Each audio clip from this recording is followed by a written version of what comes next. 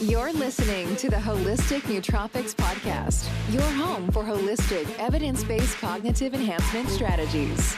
And now your host, Eric Levi. What is going on, everybody? Welcome back to another episode of the Holistic Nootropics Podcast, where we discuss using nutrition to boost your cognition. My name's Eric, and if you are new to the podcast, then please take a second and remember to subscribe. Of course, if you're enjoying yourself here, you like what you hear, you want to get this on demand, make sure you hit the subscribe button. If you're listening to the audio, it's right there in your podcast player. If you're watching it on YouTube, it's that little red button just below the video.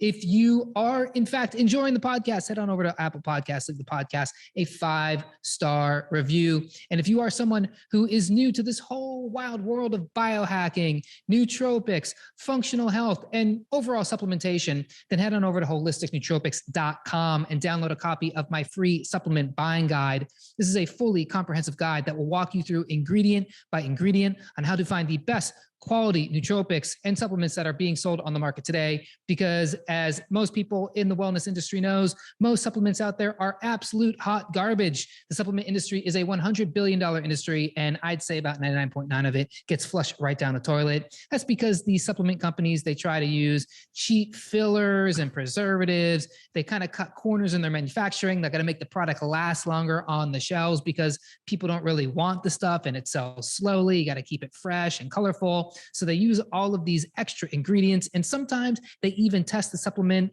and they find that the thing that you're buying isn't even in the bottle. So if you want to get only the best quality supplements, nootropics, and health products on the market, then again, head on over to holisticnootropics.com. On the homepage, you can get my free supplement buying guide that will show you the ingredients to avoid next time you buy supplements, whether it's on Amazon, GNC, Costco, wherever you buy your supplements. Okay, let's jump into today's show with my guest, Brian Gryn. This is going to be a hot one. Brian is an intermittent fasting expert, wellness coach, author, human movement specialist, and host of the Get Lean, Eat Clean podcast. He's leading the way in the intermittent fasting community as the author of the Simple Intermittent Fasting Journal, along with being the creator of the Intermittent Fasting Certification course. Brian helps middle-aged men make intermittent fasting simple, doable, and a complete lifestyle change. He trains intermittent fasting certified coaches, and with his over 15 years experience in health and wellness, Brian has developed his Fat Burner Blueprint program. This program focuses on nutrition, meal timing, stress management, sleeping like a superhero, and micro workouts.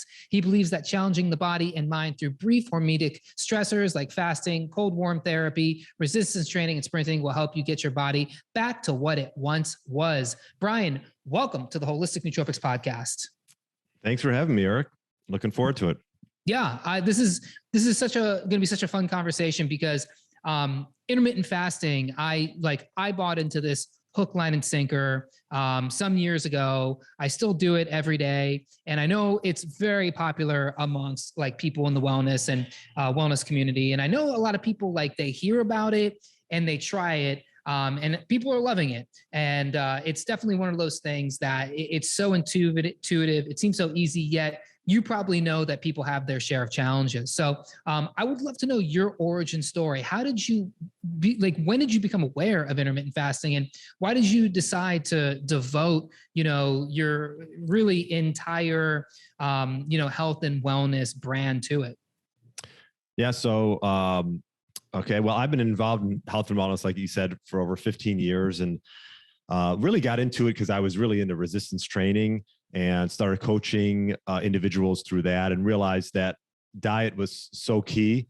And, a client of mine actually got me interested in learning more about fasting because her name's Rita. I had her on my podcast a while back, and this was like 7-8 years ago, had a lot of pre-diabetic issues, blood sugar issues, insulin issues. And she introduced me to fasting because she started doing it on her own. She had she had a holistic doctor that sort of led her down that path and helped guide her through it.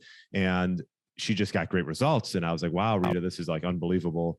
And I was like really impressed. And so I was like, I got to learn a little bit more about fasting. The only thing I knew about it was like major religions using it. And so obviously it's been around for decades. And I started doing it myself before I started sharing it with clients because I just wanted to see, what it was like. And it was something that definitely took an adjustment period for myself. But I was, my story is actually just learned from a client, which we can learn a lot from our clients. And that just led me down the path, and I had great results.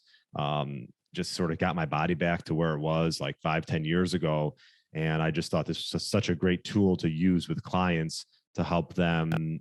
Obviously there's a lot of reasons for it, but just to help them either get their body back, their mind back, or whatever it is. And yeah, I just sort of ran with it from there. And I started, working with clients and realizing that, is there like a standalone course for intermittent fasting? And this was, 2017-ish. And there really wasn't. Obviously it was becoming a little bit more mainstream. And so, yeah, that sort of led me down the path of creating some courses and the journal and things like that. So. And when you got into it, being that you were already in the wellness space, you kept yourself healthy. You've probably worked with people. You probably were doing a lot of research. What was it to you that really turns you on about intermittent fasting specifically? Because it's not like fasting is kind of one thing, but intermittent fasting, it seems to be a whole other thing. And, what was it about that really kind of turns you on to it? I think the biggest thing that I liked about the fasting was the simplicity of it, and the fact that it's, it's really black and white. You're either in a fed state or a fasted state. And also just the structure of it. I think a lot of people, when they want to diet per se, it gets complicated. Maybe they're counting calories, maybe they're going on some type of, I don't know, keto diet or carnivore or whatever it is, vegetarian, whatever they're doing. And it just can get complicated. Sometimes they don't want to meal plan and do things. But I think the flexibility and the simplicity of fasting really drew me to it, because it was so black and white. And when things are simplistic, people follow them and they can get results. So I think, that was probably the first thing that drew me to it. Yeah. And let me kind of clarify, because I said that fasting and intermittent fasting are kind of two different things. And I look at it like that because, I've done a long fast. I've done, I can't remember if I think it was 5 or 7 days. I think I did a 7-day water only fast. And to me, that was fasting. To me, I consider like a 24-hour fast, like that's a fast, 48-hour fast. That's a fast. I almost feel like a real fast kind of clicks in about 24 to 36 hours, right? Yeah. Intermittent fasting to me, in the sense that it's like a 16-8 type thing, almost feels like a well-organized way of consuming of calorie intake, right? Yeah. Even though, there are benefits to it like that. I think it's more of I've had a few other conversations with people on it where like the idea of it being like an organizational tool for dieting or for just kind of consuming calories throughout the day is where I really see the value in it, versus like fasting, which is like you have to really prepare yourself for a fast. I agree. Yeah. I mean, there's so many different, there's a lot of ways, I guess we can call it, time restricted eating.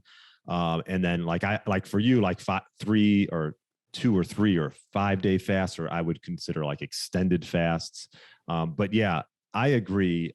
I think that it's, the mainstream rhetoric of having to eat all the time for energy was like sort of pounded into all of our brains throughout, the last few decades, because no one makes money when you fast, right? There's a Starbucks on every corner and they want to think that you need to be snacking all the time. I mean, the snack industry itself was probably one of the main reasons why obesity has gotten out of control. So I agree. I think that like a 16-8 is just like a good structured way to go throughout your day. And if you want to call it intermittent fasting, that's fine, or time restricted eating. But yeah, extended fasts are things that everyone can do. You can work yourself into that. It shouldn't probably be done right off the bat if you've never done any form of fasting. But I think it makes sense for, as long as, you get clearance, I think it makes sense for people to try a little bit of an extended fast just to, take on that additional stressor. But, I'm sure, you did a 7-day fast. That's, really, that's impressive. A woman emailed me. I was on what was her name? And I was on someone else's podcast and she started out, she's like, oh, I did a 30-day fast. And I was like, oof. So, the body and mind, it's amazing what it can do. Just work your way into it. So would you, so let me take a step back. When you work with somebody, what's your beginning approach? Like, new client comes to you, they hear you're this intermittent fasting coach. They've heard of intermittent fasting. They have people who've done it. They have friends who've done it. They have coworkers who've done it. Their coworkers are getting amazing results. They want to do it. They just don't know how to do it. Or is this even like how people come to work with you? Because I'm trying to understand, and this isn't, I'm not trying to be insulting. I'm just genuinely curious because, like you said, fasting, it is so easy. You just got to not eat, right? So where does somebody come in to need a coach or help getting to this point of being able to intermittent fast? Yeah. I mean, I think a lot of people come to me because they have a goal in mind. They might not come to me because they want to learn how to fast. They have a goal in mind. And then I'll have tools like fasting or maybe low carb or whatever that different tools I'll use. And again, because someone can come to me and they want to lose inches, but they're sleeping like shit, right? So is fasting for them? Probably not right off the bat. So if they come to me specifically to learn how to fast, I would say that first and foremost, I think it's important to eliminate snacking. I think that would be like a first step. And then from there, one of the other, people are like, oh, should I clean up my eating? Cleaning up your eating would definitely help with the fasting. But either one way, I like to sort of say, let's just take one step at a time. Because when you try to do all at once, a lot of times nothing gets done. Mm-hmm. So what's a good strategy then, to help somebody get to that point where they can like stop snacking and eat more clean? Yeah, I would take stock of what they've been doing in the past, right? So a lot of times we develop these like underlying habits that are sort of like unconscious. They don't realize they're even doing it half the time. It's like when you drive, you do the same drive, you don't even know how you got to, work or wherever you're going. So I think it's important to bring those up and see what kind of habits they have, and then take one thing at a time, try to maybe find those low hanging fruits that would create the biggest impact for that individual to start getting some wins. And once they start getting some wins, build momentum. So yeah, one of those could be cleaning up their eating, maybe, eliminating a lot of the processed foods that they're taking in, perhaps, because doing that alone, getting them into maybe a little more of a low insulin state, will eventually help them if we start to get them into fasting. Yeah. I couldn't imagine trying to pull off even like a 12-hour fast when your diet is very high in like fruit roll-ups and cereal and, ice cream and, I forgot about fruit roll-ups. Gosh. Yeah, I had to. I don't know how that just popped in my head. I just was like, fruit roll-ups, why not? Yeah. I wonder, what's funny is like sometimes I go to the grocery store and like I'll just go down the cereal aisle, right, and I'll be like, I couldn't imagine if this cereal was around when I was a kid. I forget there was one, and it was just, maybe it was like a new version of Lucky Charms. I was like, I would have lost a foot as a kid if some of these cereals were around. Oh yeah. Yeah. I used to be like a cereal addict back in the day. So I remember like Frosted Flakes, and I mean, this was like in high school, but I used to like live on that stuff. So yeah. And people don't realize like the trap that cereal is, because it's such one of those kind of mindless foods that, I mean, that's all I ate, for a long time, even, right, I mean, into my late 20s before I really got into this wellness space, not even thinking there was anything wrong. Actually, in fact, thinking there were healthy cereals that I was eating, like there was Raisin Bran or something. Yeah. Or like a Special K. And then they had like these Special K, like berry things, and you're like, well, it's berries. Like that's gotta be way healthier than Cocoa Puffs, right? Cocoa Puffs on the weekend, Special K berries, Monday through Friday, just to keep it clean, Right. It's funny. But you don't realize, you're like, how come I have like 2 bowls of that, and then 20 minutes later I'm absolutely starving? And you don't know that it's like, well, this is your blood sugar's response to, this is your metabolism's response to this kind of food. So you're always going to be hungry. No doubt about it. I mean, those foods are meant to be highly palatable foods, and just, create more hunger so you can keep eating. Yeah. And when you're eating those, I mean, like I said, having even a 12-hour fast, going without like munching something before you go to bed, and then just eating something like right when you wake up, like it's almost impossible to avoid that. Yeah, I agree. Yeah. It's interesting because I've done like an intermittent fast. Like, let me ask you this before I jump into my story. What is your preferred style of intermittent fasting? Because I know there's a lot of ways you can do this. 16/8 seems to be like the one that's the most popular, but like what do you do on your end? Well, I'll just say this. My preferred style of fasting for clients, or any style that fits into their lifestyle that they can do consistently. So I will say there's two guidelines I would say that everyone should follow. And then from there, you can sort of pick your window. One is I wouldn't eat right when you get up. Let cortisol rise. Let your body sort of wake. Same thing with coffee. I would wait, and then don't eat too close to bedtime. So like those would be like the two rules of thumb I would start with. Once you have those like bumpers on the side of your days, then what is going to be the most consistent and like easy to follow for you. And if you say, yeah, I love eating breakfast and lunch, okay, then let's go with it. That might even actually be more beneficial. There are some studies showing that if you're eating earlier in the day as opposed to eating at night, like a dinner, that you're more insulin sensitive and you're able to just handle the food better.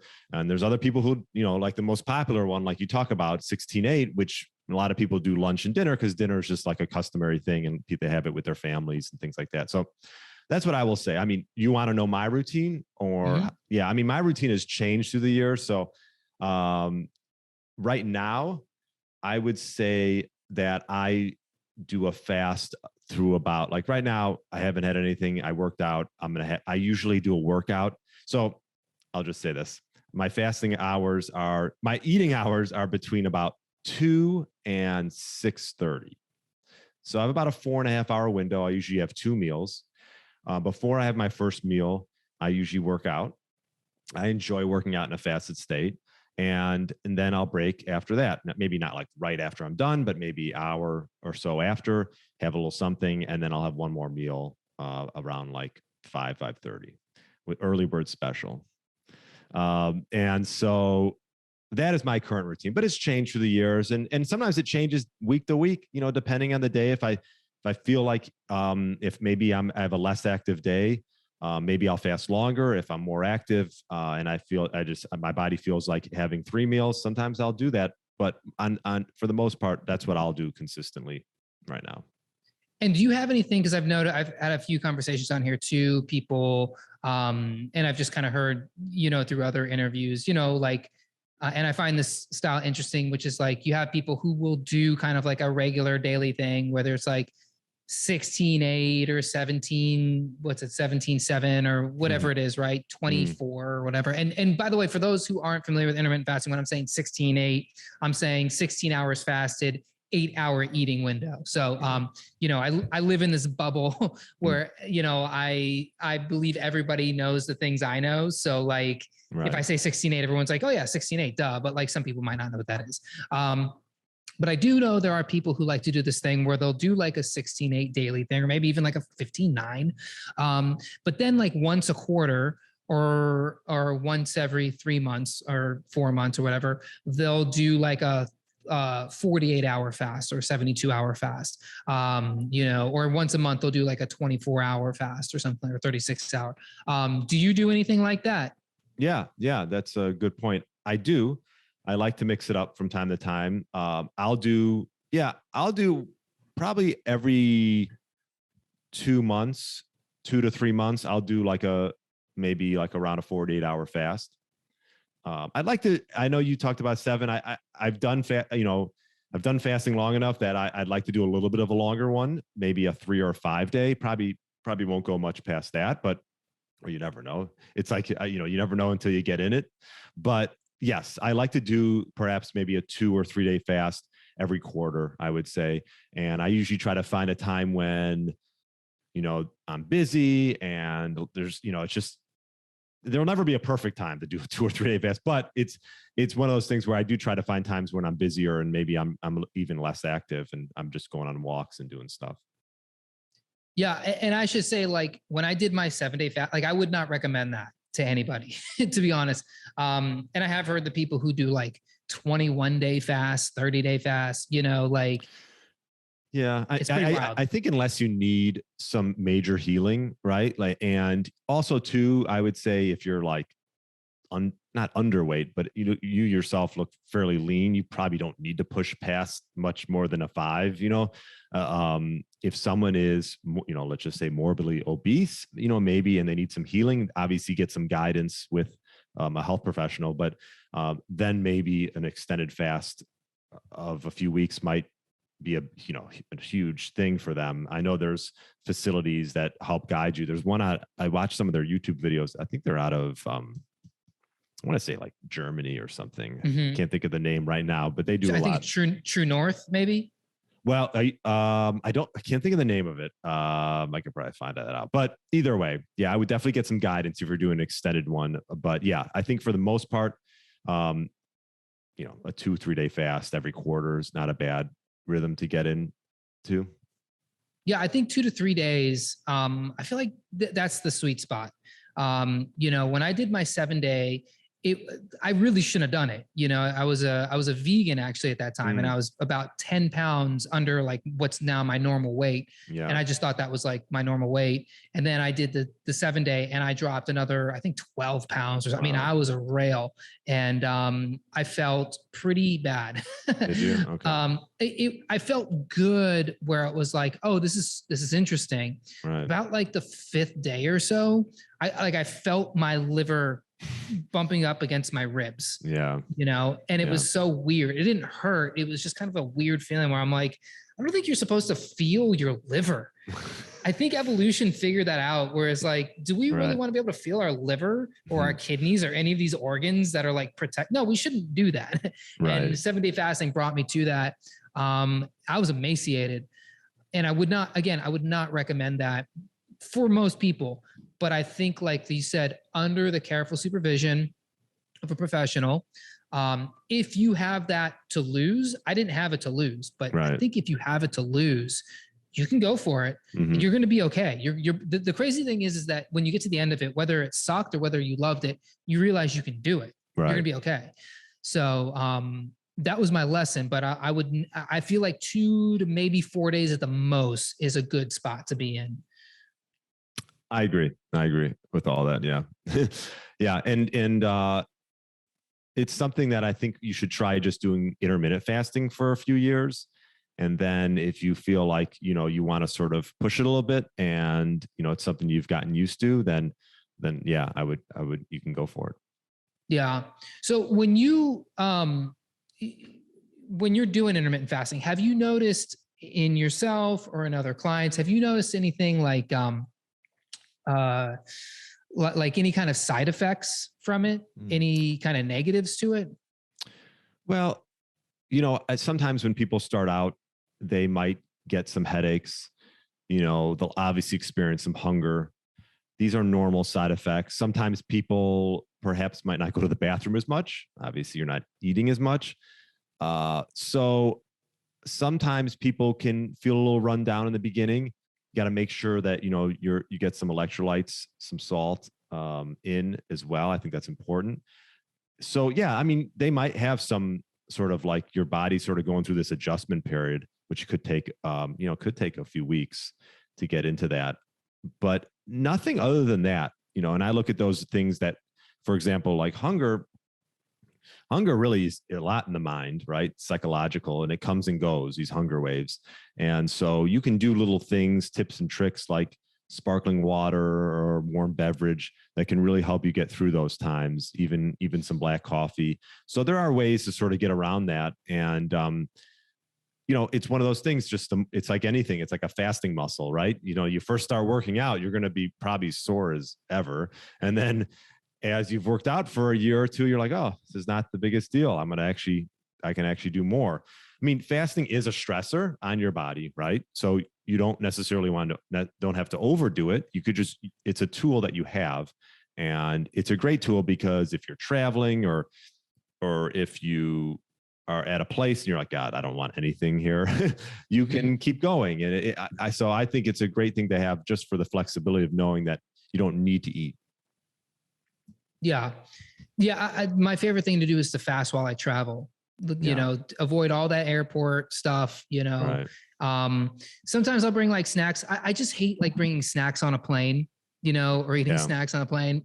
I was traveling this last summer, and my wife is big into like packing just so much food to bring, but like we don't mess around. Like she brings salads to bring on the plane, like sardines. I know that's like a big paleo thing, but man, there's nothing more off-putting than sardines on a plane. Oh gosh, I don't know if I would do that. Yeah, pair that with some hard-boiled eggs, and you are the worst person on a plane. Right. And there's no explaining like, oh, but it's omega-3s and choline and good protein. Like nobody cares, right? Yeah, they're like, shut up, eat the pretzels, be normal. And we got stuck on a tarmac for like, no joke, 5 hours. And we were like, what do we do? And they had no food on the plane. So we just started eating like our hard-boiled eggs. And there was just so many levels of hate towards us. Yeah. It was beautiful. But otherwise, yeah, like on a plane, like to me, that's the best place to fast. In an airport, the best place to fast. Just traveling. And if you, like you said, work your way into a good intermittent fasting routine, it's almost like you're playing with house money at that point, because you're like, yeah, I'm just going to, it's not like being at home where you're like, I know where all the snacks are. I can just go get those snacks. Or at your workplace, you're like, I have this drawer full of candy. There's the vending machine, there's the cafeteria. I can just go get that. It's like you're on a plane and they got no food or no food that you want. And so you can just kind of let that go. And you're like, yeah, I'm okay. I'm not even thinking, like, get me a water or sparkling water and I'm good to go. Yeah, no, I mean, traveling is a perfect time to do fasting because a lot of the options are just, I mean, especially if you're just eating, who wants to eat? I don't even think they give you plain food much unless you're sitting first class. And if you're not, they're giving you pretzels and cookies. So it's not worth it. Yeah. And you see those cookies, you're like, no, I'm good. Yeah, I'm good. So like what, as far as like working out while fasted, and building muscle, is there a component of fasting that can be counterproductive for muscle building and strength training? Because I should say, I'm like you, I actually enjoy working out fasted. I used to do it all. I don't do it so much anymore, but I actually enjoy working out fasted. But I don't know if it's one of these things where your body starts using the muscles and degrading, through gluconeogenesis, the protein and the muscle itself as fuel. Yeah, I mean, I would say it's a common question, and I would say for the most part, working out fasted is, I think, a great way to go. I think you can mobilize your fat stores, and will it affect your lift? I mean, for most people, I don't really think it will. I mean, it depends on the individual. If you really want, if you're talking about someone who's doing it for a living, maybe you do want to have something before you're doing a 2-hour workout in the gym and you're building for a competition you have coming up. But that's not everybody, right? That's a small percent of the people. So I would say for most people, you can definitely work your way into fasted workouts, and it shouldn't really affect muscle gain. I mean, eating after your workout, do you need to do that? Not even necessarily. There's studies showing that you have a 2-day window of like an anabolic window. So that protein stays that you can create muscle protein synthesis. Now, if you're really in this state of, I want to build, then yeah, maybe you should have 3 meals a day or 4 meals a day and really emphasize protein and get yourself the most bang for your buck when it comes to muscle building. But I think for most people who want to just, build muscle and, feel great, I think that, you don't have to be so caught up on the nuances and the minutia of, oh, I need to stimulate muscle protein synthesis 4 times because that's the most efficient way to build muscle. So I guess, I don't know if I'm answering your question, but I would say it depends on the individual and their goals. But I think for the most part, working out in a fasted state is more than doable. And if they want to break their fast a few hours after, that's great. I would say, have a quality whey protein, or, just a solid meal. Yeah. I again, like I actually haven't noticed really much of a drop off lifting or working out fasted versus not fasted. I almost feel like maybe I'm a little stronger when I'm going in there fasted. I don't know how that works. I don't like to work out with food in me, or at least like recently in me.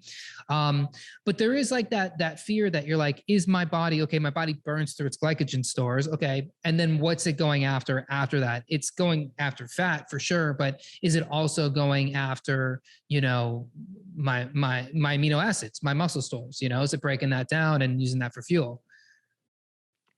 I mean, fasted exercise can, what it can do as a positive, it can mobilize your stored energy, glycogen, fatty acids, as well as ketones for use during the workouts. So you're not going to like catabolize yourself. So I know some people who might even might have a little bit of essential amino acids, as they're working out or just right before, just to, pump that up, like get some leucine in you, which is important for muscle building. So you can go use that. But I think for the most part, unless you're like trying to build for a competition, I don't think you're going to catabolize much and affect, your strength. I mean, I've been doing fasted workouts for the last couple of years, and I do DEXA scans and I've put on muscle, so it's, I don't know. It's more than doable. Yeah, that's good to know. Yeah.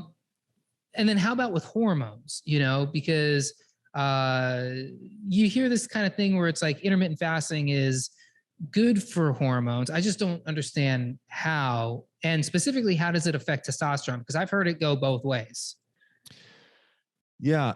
So I think, for the most part, it can have a positive effect in the sense that like insulin, obviously hormone insulin, will go down. The fastest and most efficient way to get insulin down is through fasting, right?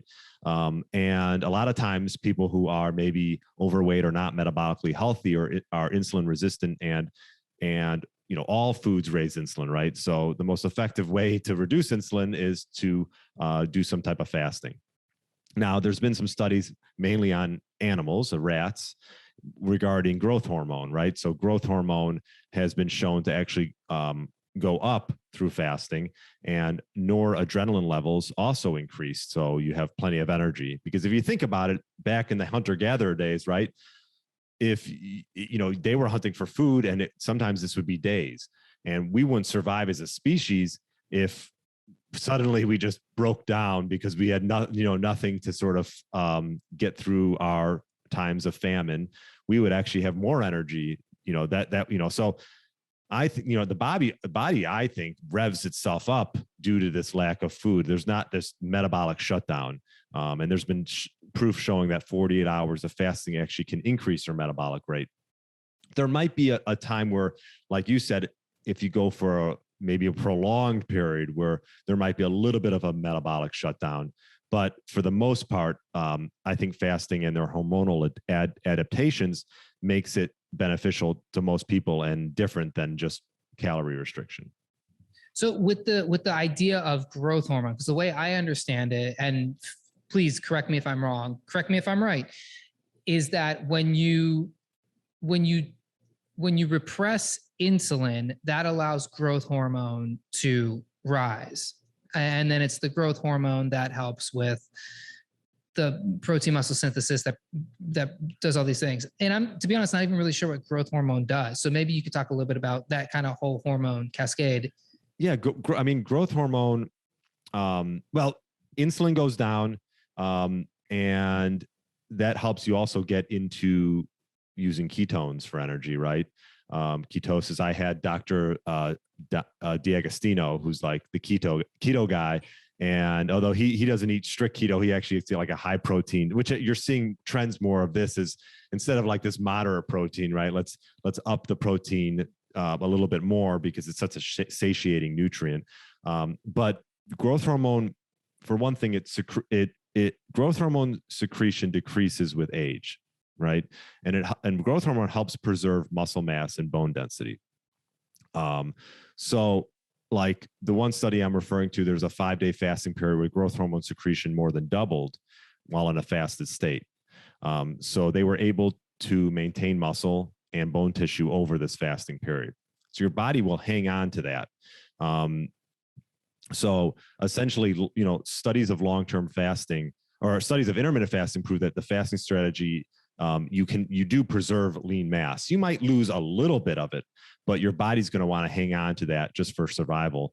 And so, yeah, I mean, growth hormone is, it can be a tricky thing, and we all wish we had more, but there are some studies showing that, fasting can help sort of up growth hormone instead of obviously as we age, and counteract as we age, because it will steadily decline. Right. So basically the idea then is that when you fast, you keep your insulin low. Your insulin, that's going to stimulate the growth hormone. The growth hormone is going to help keep your, it's maintaining your bone density. It's maintaining your metabolic state. All these different things. Yeah.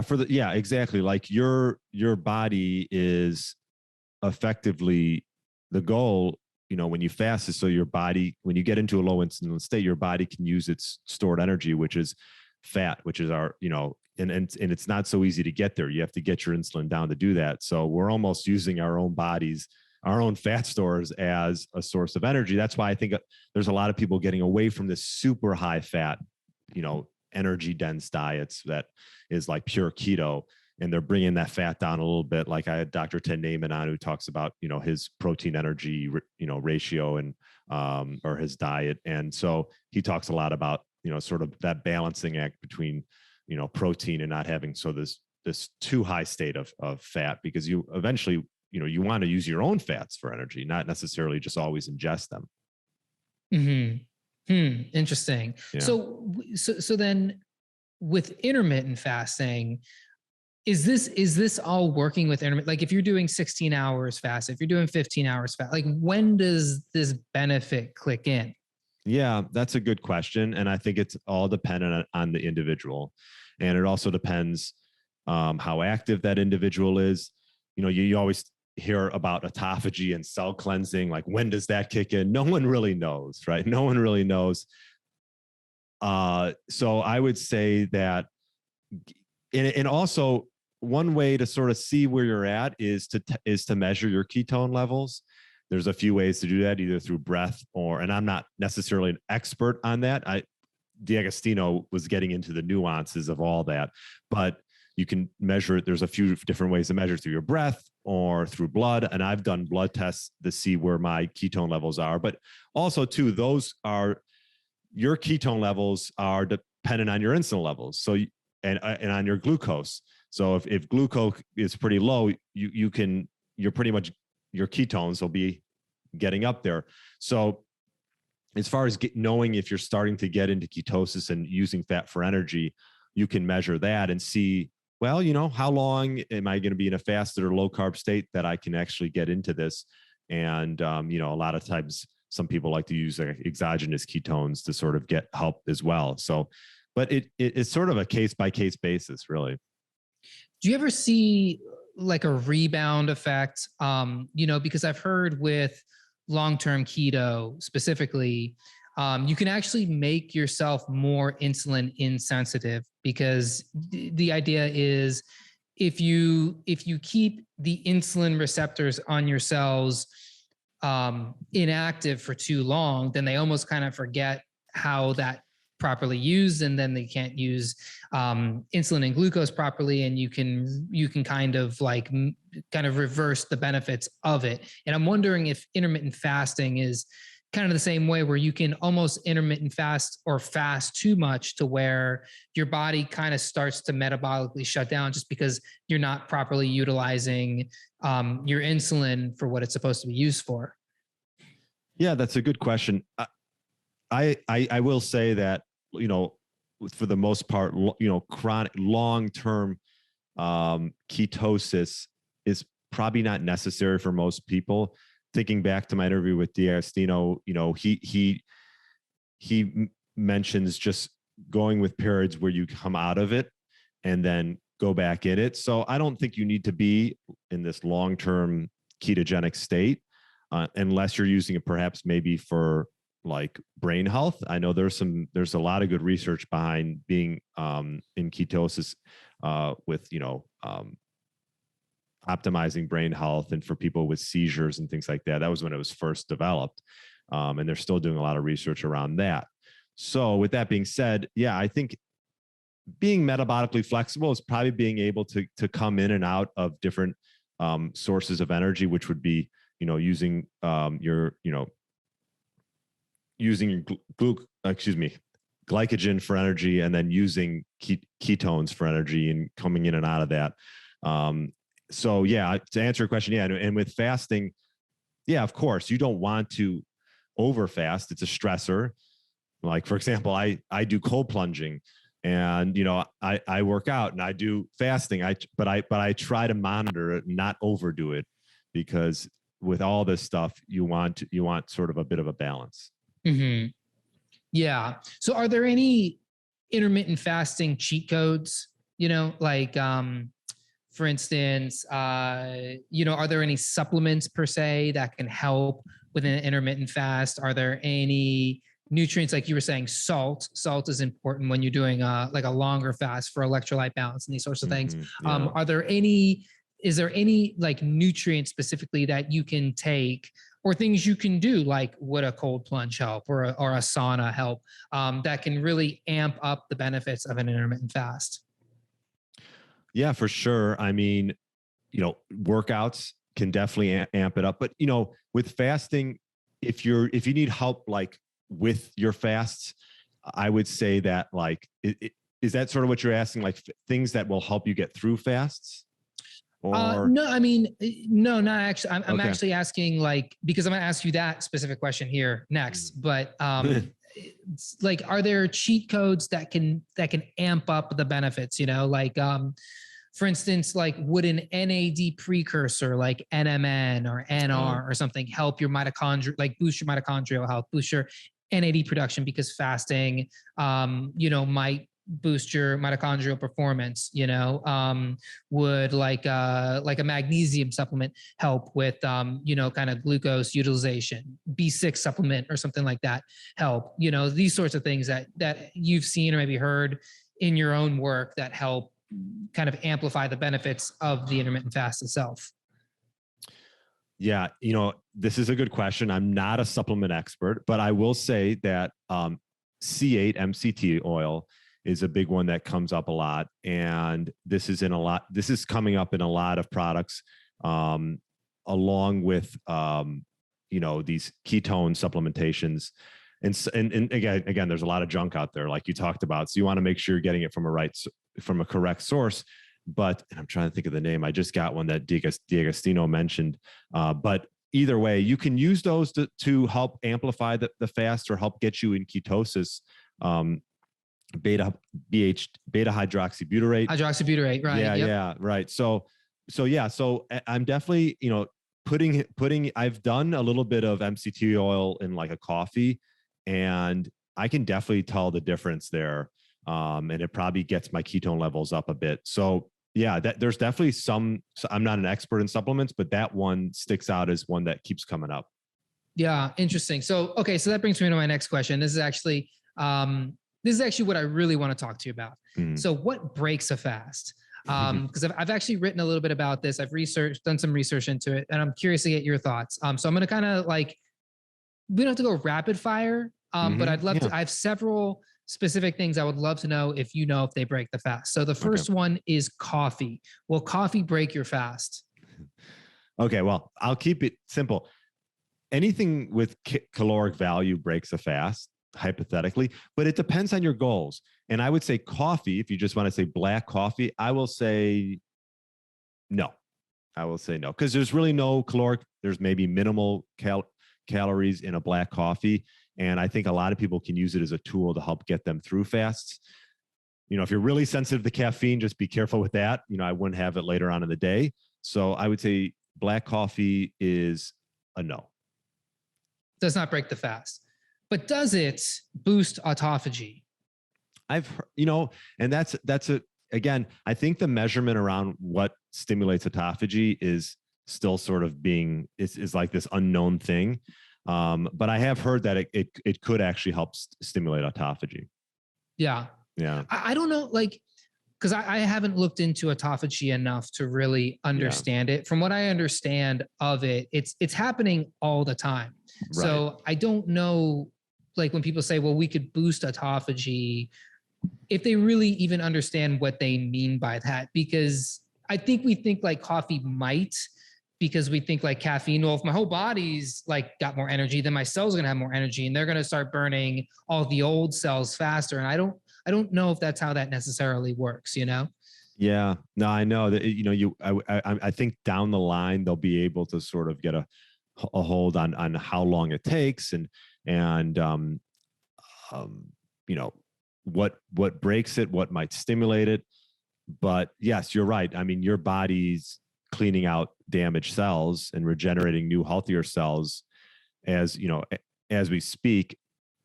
But to get to that point, not feeding yourself, because that's a big energy depleter, will help you get into, the cell cleansing earlier, and probably takes, I would say, at least 18 hours at least of fasting to start getting into some autophagy, or quicker than normal. Mm-hmm.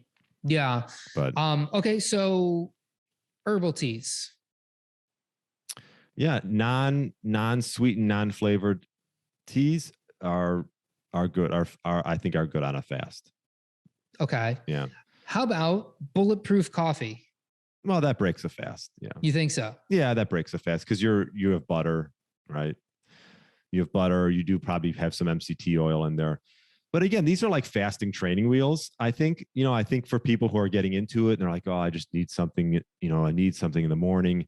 And they're just like, I don't want to do black coffee because they can't handle it for some reason. Then they maybe want to add a little something. They could add a little MCT oil and add a little butter and give that a try.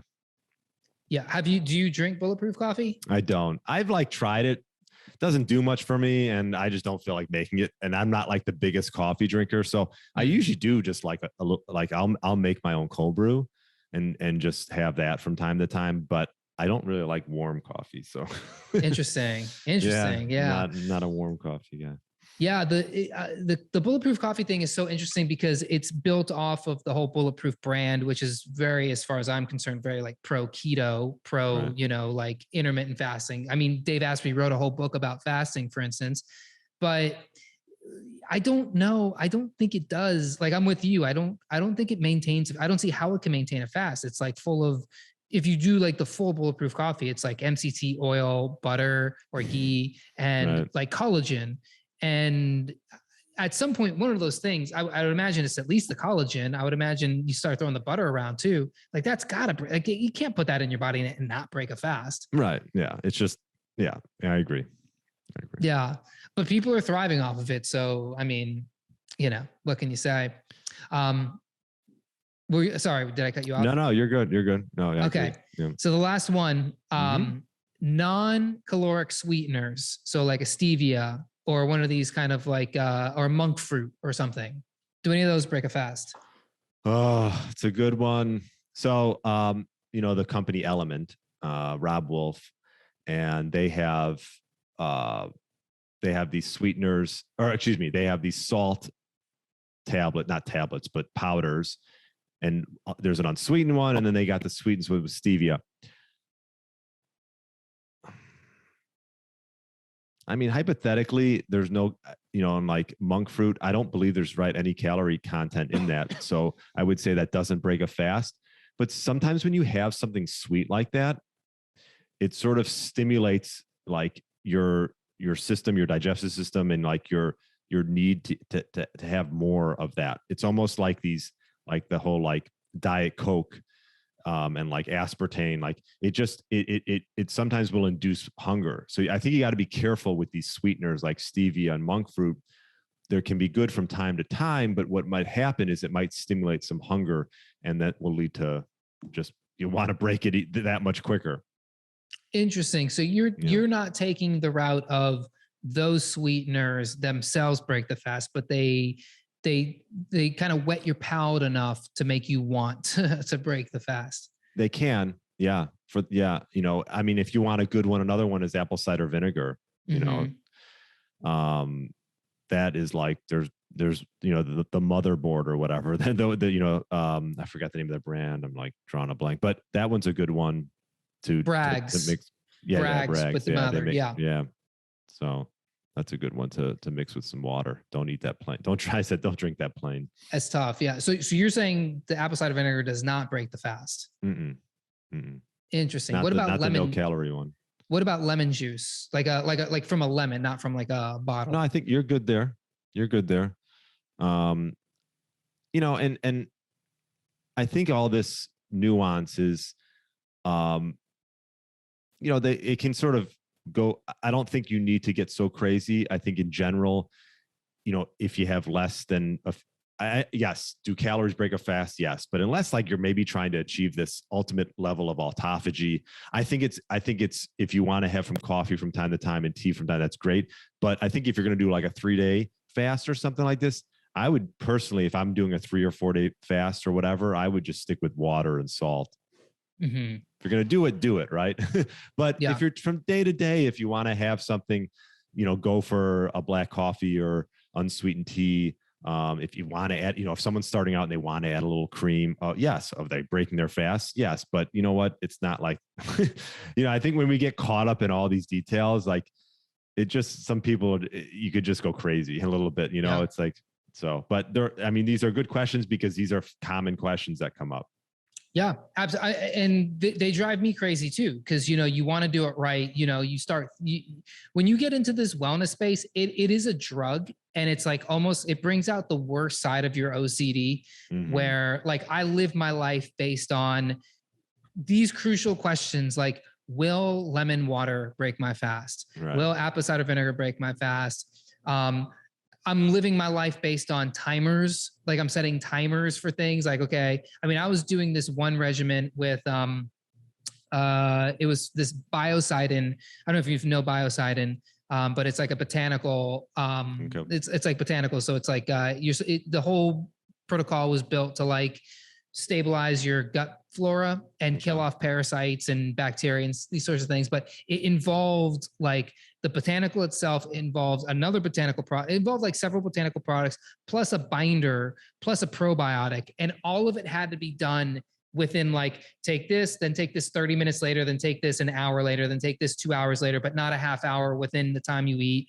And I have the same thing with intermittent fasting where it's like, okay, I'm done eating at 7. Now I have to wait till 11 the next day to eat. And it's like, there's those days where I'll cruise right through that, no problem. And then there's those days where it's like 10 o'clock. Oh my God, white knuckle, and you start thinking like that. And it drives you a little crazy. I agree. I think the biggest benefit is it does give you structure. And I like how you say, I think it's important first and foremost to just pick a time to stop eating at night. Because I think a lot of late night eating is a common habit for a lot of people, and it causes issues. It can cause sleep issues, digestive issues. So I think if you're just starting out, pick a time, 6:30, 7, probably give yourself at least a 2 to 3 hour buffer before you go to sleep.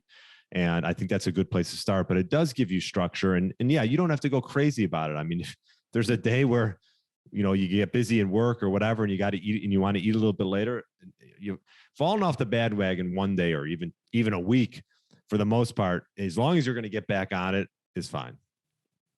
Yeah. And I think the structure is really like where this is made, because when I got the Oura ring, I don't know if you wear the Oura ring or a loop strap, whatever, but I notice like the late eating, that's the worst thing you can do. Mm-hmm. Eating, like I used to eat, within minutes of going to bed. Right. And not just like a little snack, like a full thing of ice cream. Right. Mm-hmm. And I think a lot of people do that, that you save your dessert or whatever.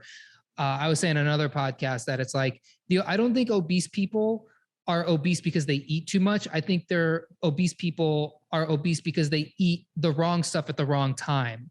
There's obviously a very complicated issue, but I think that is more problematic than just calories in, calories out, because it starts to mess with your sleep. When you mess with your sleep, you're not getting all of the detox protocols that happen throughout your body to really work. You're not getting that deep sleep.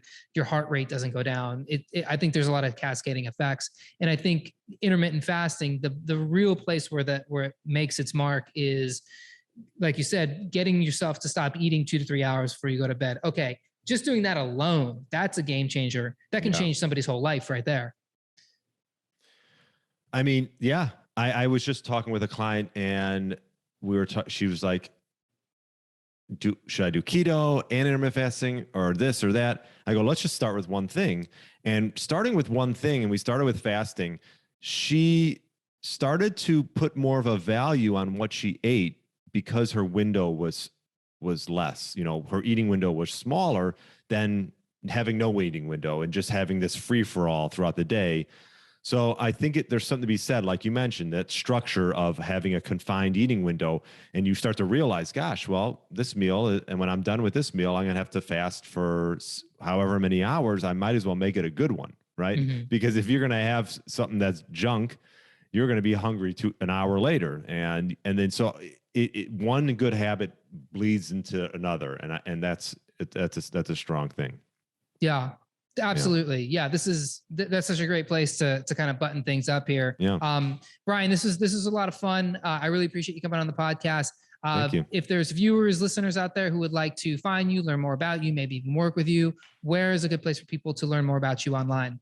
Yeah. I mean, I'm on social media, and you can find all that at briangryn.com, and it has, all my courses and challenges and social media. So just briangryn.com, and that's sort of the hub. And if book a short call or whatever you want to do. So, Eric, thank you so much for having me on. Yeah, this is a blast. And viewer, listener, make sure you look for Brian, check out his Instagram, check out his website, work with him if you are interested in this intermittent fasting lifestyle. And for all things holistic nootropics, take a weekend, do some binging. We have a whole bunch of other interviews on this channel. Check out other Holistic Nootropics interviews, or for more things Holistic Nootropics, head on over to holisticnootropics.com. Until next time, everybody, be safe out there, take care of each other, and peace. Thanks for listening. For more brain-boosting info, in-depth articles, and show notes, check out holisticnootropics.com.